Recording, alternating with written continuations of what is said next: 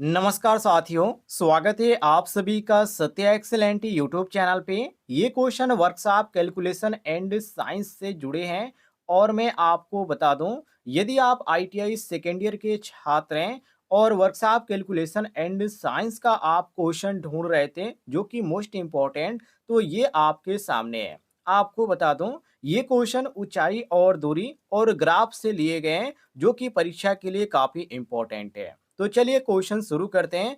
Question number 1 से। पहला question इसमें पूछा जा रहा है कि एक व्यक्ति किसी टावर के शीर्ष को 30 अंश के उन्नयन कोण पर देखता है। यदि टावर की ऊंचाई 50 मीटर है तो व्यक्ति से टावर के आधार की दूरी कितनी होगी? ये सवाल है और सवाल को लगाना भी पड़ेगा। सबसे पहले आपका पहला पॉइंट यहाँ पर दिया गया है कि 30 अंश उन्नयन कोण है, ठीक है। तो यहाँ पर आप पहले लिखिए 30 अंश, जो कि ये उन्नयन कोण है, ठीक है, यहाँ पे। और उसके बाद आगे यहाँ पे कहा जा रहा है क्वेश्चन में कि यदि टावर की ऊंचाई 50 मीटर है, मतलब कि टावर की हाइट कितनी है? ये 50 मीटर है। और आगे क्वेश्चन में कह रहा है कि व्यक्ति से टावर के आधार की दूरी कितनी होगी, मतलब कि इसमें आपको क्या निकालना है? आधार की दूरी निकालना है। तो यहाँ पे हम त्रिकोणमिति से इसको हम सॉल्व करने वाले हैं। तो यहाँ पे आपका क्या बनता है? यहाँ पर आपका दे दिया गया क्या? 30 अंश और यहाँ पे आपका दे दिया गया 50 अंश। तो हमको निकालना है आधार, आधार का यहाँ पे निकालना है। तो हम इसके लिए क्या उपयोग करेंगे? tan थीटा का उपयोग करेंगे। तो tan थीटा बराबर क्या हो जाता है? तो यहाँ पे ध्यान रखिएगा, tan थीटा बराबर हो जाता है ऊंचाई अपान आधार हो जाता है, ठीक है। तो ये आप यहाँ पे ऊंचाई अपान आधार लिखेंगे, ठीक है, ऊंचाई और आधार। अब देखिए ऊंचाई इसमें कितना दिया गया है, तो ऊंचाई आप देखिए यहाँ पे लिखा गया है 50 मीटर और आधार कितना दिया गया है? तो आधार साथियों यहाँ पे हमको मालूम नहीं है, क्योंकि हमें आधार की दूरी निकालना है। तो हम क्या कर देंगे, यहाँ पे साथियों डी की यहाँ पे लिख देते हैं दूरी को, तो डी से इंडिकेट कर देते हैं। तो यहाँ पे आपका ऊपर हो जाएगा 50 ऊंचाई और नीचे डी, और बाकी tan थीटा का यहाँ पे आप 30 अंश देख सकते दिया गया है शीर्ष से उन्नयन कोण 30 अंश। तो हम इसे लिखेंगे tan 30 अंश, tan 30 अंश बराबर 50 अपान डी। ये हो गया। अब आपको करना क्या है, यहाँ पे देखिए tan 30 अंश का मान कितना होता है? तो tan 30 अंश का मान होता है 1/करनी में 3, ये आपका होता है। और यहाँ पे आपका 50 अपान डी हो ही जाएगा। अब आप डी को क्या करिए, बाहर निकालिए। तो जब आप डी को साथियों बाहर निकालेंगे तो डी बराबर हो जाएगा आपका 50/1/3। अब इसको ऊपर लेके जाइए। तो जब आप ऊपर लेके जाएंगे तो ये आपका आ जाएगा डी बराबर 50/3। ये आपका आंसर आ जाएगा। और यहाँ पे आंसर आपका कौन सा दिया गया ऑप्शन में? तो ये हमारा ऑप्शन में दिया गया है ऑप्शन नंबर बी। ध्यान से देखिएगा, 50/3 मीटर। ये आपका बी ऑप्शन सही हो जाएगा। क्लियर हो गया साथियों? बी ऑप्शन, सॉरी यहाँ पे ए ऑप्शन दिया गया है। ए ऑप्शन भी यहाँ पे दिया गया और बी ऑप्शन भी दिया गया, जो कि यहाँ पे गलती से यहाँ पे प्रिंट हो चुका है। तो यहाँ पे जो हमारा सही हो जाता है, आप ए भी मार सकते हैं अभी, या आप एक ऑप्शन को हटा दीजिए। ये आपका 50/3 ऑप्शन ए सही हो जाता है। क्लियर हो गया साथियों? आगे बढ़ते हैं। अगले सवाल को देखिए। सवाल नंबर सवाल नंबर 2 यहाँ पे पूछा जा रहा है कि सवाल को ध्यान से देखिएगा, ये भी क्वेश्चन आपका काफी इंपॉर्टेंट है और सेम पहले ही क्वेश्चन के जैसा है। इसमें पूछा जा रहा है किसी पताके के शीर्ष को देखने का उन्नयन कोण 45 अंश है और ऊंचाई जो है उसकी है वो 20 मीटर है। यदि देखने वाला बिंदु पताके के आधार से 20 मीटर की दूरी पर है तो देखने वाले व्यक्ति की ऊंचाई क्या होगी? ये भी क्वेश्चन काफी इंपॉर्टेंट है। अब देखिए यहाँ पे ऊंचाई कितना दिया गया है, तो ऊंचाई यहाँ पे 20 मीटर दिया गया है। कितना दिया गया? 20 मीटर। तो यहाँ पे हाइट की भी यहाँ पे 20 मीटर हम लिख लेते हैं। बाकी यहाँ पे उन्नयन कोण यहाँ पे दिया गया है, उन्नयन कोण मतलब 45 अंश यहाँ पे मान इसका आपको देखने को मिल जाता है उन्नयन कोण का। और यहाँ पे दूरी कितना दे दिए गए? तो आधार के यहाँ पे दूरी आपको 20 मीटर देखने को मिल जाता है। तो आपको निकालना क्या है? आपको साथियों यहाँ पे पूछा जा रहा है कि ऊंचाई कितनी होगी, तो ऊंचाई आपको निकालना है। तो इसके लिए मैं ऊंचाई और व्यक्ति की ऊंचाई और आधार आपको निकालना है। तो इसके लिए हम सूत्र इस्तेमाल करेंगे साथियों टेन का, जो कि यहाँ पे टेन आपका 45 अंश दिया गया तो 45 हम लिख देंगे। और इसका सूत्र होता है ऊंचाई, ध्यान रखिएगा मैं शॉर्ट में लिखता हूँ, ये आपका उसे इसको इंडिकेट करते हैं ऊंचाई को, और ये आपका हो जाएगा माइनस व्यक्ति की ऊंचाई, ठीक है, ये व्यक्ति की ऊंचाई तो हम इसको एम से इंडिकेट कर देते हैं या एच से इंडिकेट करते हैं हाइट को, तो यहाँ पर हम एच लिख देते हैं। और यहाँ पे आधार हो जाता है, तो ये आपका आधार, ठीक है, ध्यान से देखिएगा, ये हमारा क्या हो जाता है, सूत्र हो जाता है टेन 45 अंश बराबर ये आपका हो जाएगा ऊंचाई माइनस व्यक्ति की ऊंचाई और पूरे के बटे आधार। अब यहाँ पे देखिए ध्यान से, ये आपका ऊंचाई कितना दिया गया है, तो ऊंचाई आप यहाँ पर पहला देखिए 20 मीटर दिया गया है, ठीक है, और व्यक्ति की ऊंचाई कितना दिया गया है, तो यहाँ पे आधार से 20 मीटर की दूरी, तो यहाँ पर आपका ये 20 मीटर की जो दूरी है ये आधार की दूरी है, ना कि व्यक्ति की ऊंचाई है।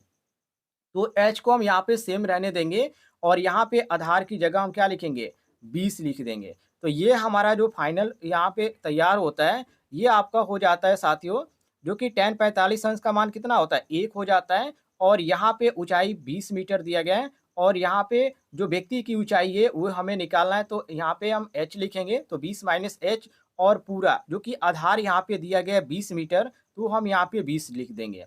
अब साथियों आपको करना क्या है, अब यहाँ पे आप यहाँ पे इसको निकाल सकते हैं बाहर, यहाँ पे पक्षांतर करके, या आप डायरेक्ट भी यहाँ पे कह सकते हैं। तो ये आपका कितना हो जाएगा, 20 माइनस एच बराबर 20 हो जाएगा, और आप एच को बाहर निकालेंगे तो 20 माइनस 20 मतलब कि यहाँ पे शून्य आ जाएगा, और यहाँ पे शून्य जो ऑप्शन में आपका दिया गया है वो ऑप्शन नंबर ए दिया गया है, तो ए ऑप्शन हमारा यहाँ पे करेक्ट आंसर हो जाता है। क्लियर है साथियों, ए ऑप्शन हमारा सही हो जाएगा। आगे देखते हैं अगले सवाल को। सवाल नंबर 3, सवाल नंबर 3 में पूछा जा रहा है कि किसी रेखीय समीकरण y बराबर 2x प्लस 3 के ग्राफ का ढलान क्या होगा। अब यहाँ पे ग्राफ के माध्यम से मैं तो आपको समझा नहीं सकता, लेकिन जो इसका समीकरण होता है उसके आधार पर आपको समझा सकता हूँ। देखिए अब इसमें जो रेखीय समीकरण होता है वो होता है साथियों y बराबर एम एक्स प्लस सी होता है। अब यहाँ पर देखिए ये आपका जो होता है ए ढलान का होता है। अब यहाँ पे एम की जगह क्या है, यहाँ पे आप सवाल में देखिए एम की जगह 2 लिखा गया है, तो यहाँ पे जो एम की जगह 2 लिखा गया है, तो इसमें क्वेश्चन में पूछा जा रहा है कि ग्राफ का ढलान क्या होगा, तो एम की जगह यहाँ पे 2 है, तो ये हमारा ढलान होगा। तो ये आपका ऑप्शन नंबर जो ए दिया गया है ढलान ए, यहाँ पे 2, ये हमारा बिल्कुल करेक्ट आंसर है। केवल इसमें आपको दिखाना होता है समीकरण के अनुसार, यहाँ पे आपको दिखाना होता है। तो यहाँ पे 2 दिया गया एम की जगह देखिए, बाकी एक्स यहाँ पर सेम है, तो यहाँ पे जो हमारा सही हो जाता है वो ऑप्शन ए बिल्कुल करेक्ट आंसर हो जाता है। क्लियर है साथियों, आगे देखते हैं अगले सवाल में क्या पूछा जा रहा है। अगले सवाल में साथियों यहाँ पे पूछा जा रहा है कि यदि एक वृत्त की समीकरण x square plus y square बराबर 25 हो तो इसकी त्रिज्या क्या होगी। ये भी क्वेश्चन काफी इंपॉर्टेंट है। तो हम यहाँ पे वृत्त का जो समीकरण का सूत्र होता है, जो सामान्य समीकरण का सूत्र होता है उसके अनुसार इसको हल करेंगे। तो हमारा सामान्य सूत्र क्या होता है, कोष्ठ में एक्स माइनस एच का होल स्क्वायर प्लस एक कोष्ठ में वाई माइनस के का होल स्क्वायर बराबर त्रिज्या मतलब आर स्क्वायर हो जाता है, ठीक है। ये हमारा सूत्र होता है जो कि वृत्त का, ध्यान रखिएगा। अब यहाँ पर देखिए ये आपका हो गया। अब इसमें आपका समीकरण में आपका आर का मान कितना दिया गया, क्योंकि हमको यहाँ पे त्रिज्या ही पूछा गया है। तो यहाँ पर देखिए आर यहाँ पे मैच कर रहा है, तो यहाँ पे 25 यहाँ पर दिया गया है, तो ये आपका आर स्क्वायर का मान कितना दे दिया गया, 25 दिया गया है। तो आप इसको आर बराबर क्या लिख सकते हैं, तो यहाँ पे 25 दिया गया, तो आर बराबर आप करनी में 25 लिख सकते हैं, कोई दिक्कत नहीं। इसको 5 भी लिख सकते हैं, कोई दिक्कत नहीं। और यही यहाँ पे आंसर आपका हो जाएगा 5। बस केवल यहाँ पर आपको सूत्र पे देखकर यहाँ पे त्रिज्या का मान निकालना था। तो ये हमारा ऑप्शन ए बिल्कुल सही हो जाएगा। क्लियर हो गया साथियों, आगे देखते हैं अगले सवाल में क्या पूछा जा रहा है। अगले सवाल में पूछा जा रहा है सवाल नंबर 5 कि एक आदमी किसी टावर के शीर्ष को देखने के लिए 60 अंश का उन्नयन कोण बनाता है। यदि आदमी की आंखों की ऊंचाई 1.5 मीटर है और टावर का आधार आदमी से 20 मीटर की दूरी पर है, तो टावर की कुल ऊंचाई कितनी होगी। जो मैंने आपको बताया था पिछले क्वेश्चन में, शायद तीसरे नंबर पे जो क्वेश्चन था आपका कि टावर की ऊंचाई माइनस आदमी की ऊंचाई अपान आधार, उसी पे आपका लगेगा। तो 10 यहाँ पे 60 अंश का दिया गया है, तो सूत्र के अनुसार आप tan 60 अंश का मान कितना आपका होता है? तो ये आपका होता है √3 होता है। तो आप डायरेक्ट यहाँ पे लिख दीजिए, या एक-एक करके भी आप लिखना चाहते हैं तो लिख सकते हैं। मैं यहाँ पे डायरेक्ट लिख रहा हूँ।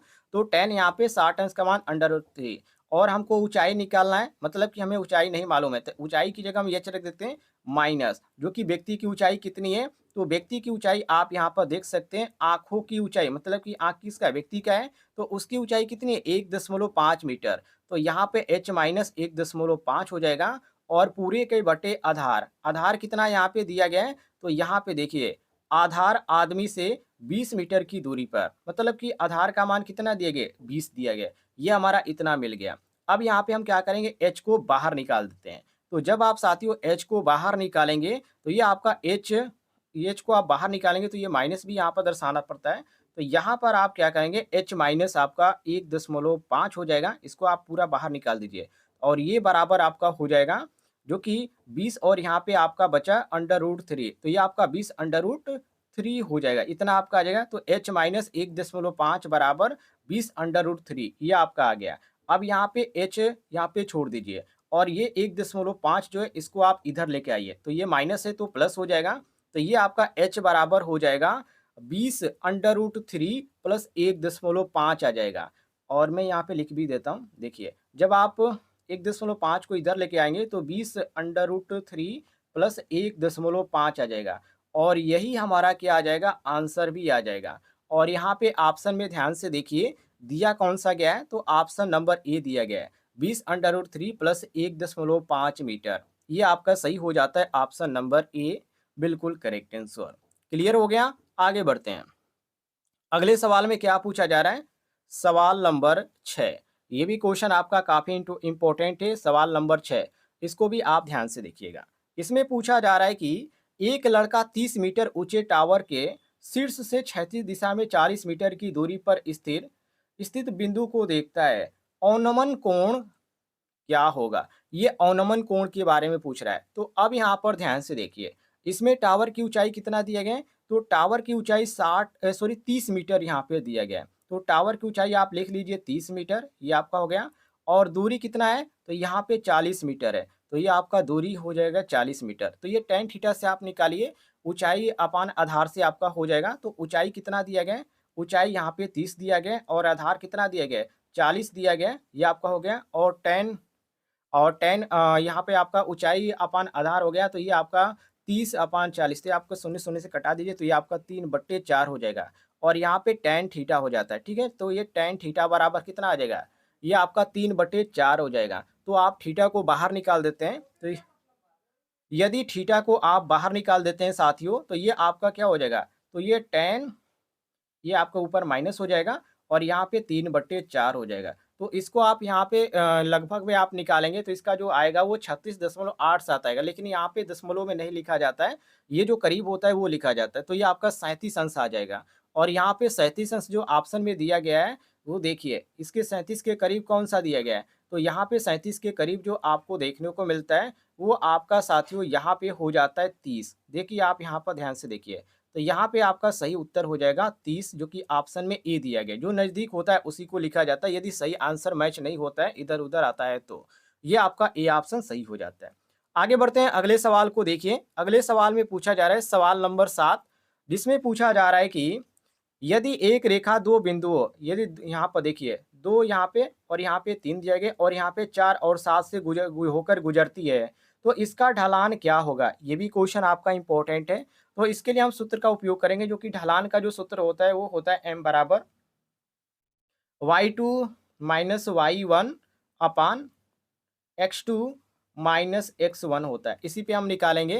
तो यहाँ पर देखिए, y1 का यहाँ पे जो मान दिया गया वो कितना दिया गया है? तो y1 का मान यहाँ पे 7 दिया गया है, y2 का मान, और y1 का मान कितना दिया गया है? तो 4 दिया गया है। तो ये आपका x1 और यहाँ पे x2 हो जाता है, और ये आपका y1 और y2 हो जाता है। तो x2 का मान कितना है? x2 का मान 3 है, और यहाँ पे साथियों आपको देखने को मिल जाता है y2 का जो मान है वो x2 का जो मान है वो 1 है। तो यहाँ पर आप क्या करेंगे? इसको सॉल्व करेंगे, तो y2 माइनस y1 अपान x2 माइनस x1, इसको ध्यान रखिएगा सूत्र को। ये आपका सूत्र काफ़ी इम्पोर्टेंट है। तो ये आपका आ जाएगा 7 माइनस 3, यहाँ पर y2 माइनस y1 करेंगे तो, और यहाँ पे आपका आ जाएगा 4-2 आ जाएगा, 4-2 जब आप इसको x2 माइनस x1 करेंगे तो ये आपका 7-3 कीजिए तो ये आपका 4 आ जाता है और यहाँ पे 4-2 करेंगे तो ये आपका कितना आ जाएगा 2 आ जाएगा। तो ये आप इसको भाग दीजिए 4/2 तो ये आपका 2 आ जाता है और 2 जो ऑप्शन में आपका दिया गया है,